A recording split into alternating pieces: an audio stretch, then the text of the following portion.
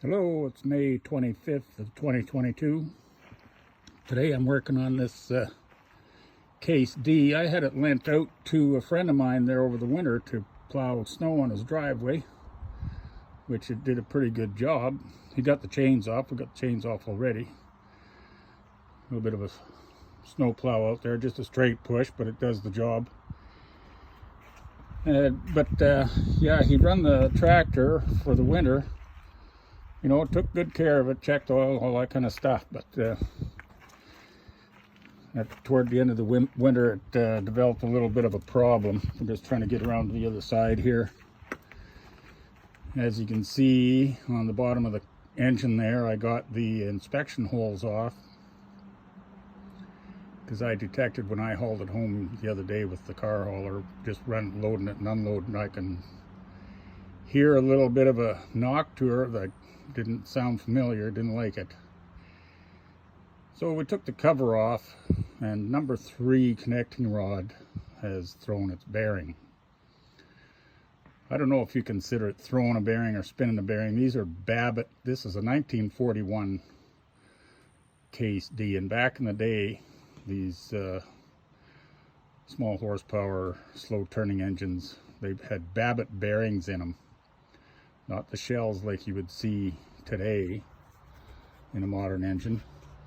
But anyway, number 3, when I opened it up there and gave the rod a shake, I don't know if we can see in there or not. Probably not.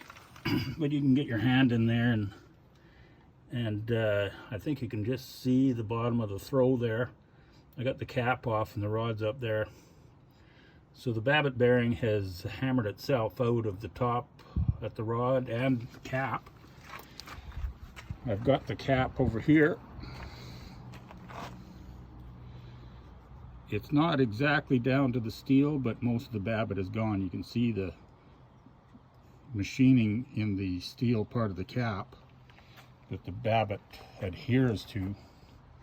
It's quite a process to re-Babbit these bearings. But anyway, I did a little research, and online I come up with a tractor, antique vintage tractor wrecker up at Westlock, Alberta, and he happens to have a Case D, and he's going to pull a rod and cap out of his engine and send it on down to me. So we'll just throw that in there. I'm going to have to pull the head off of this girl here and pull the rod and the piston out of number 3 and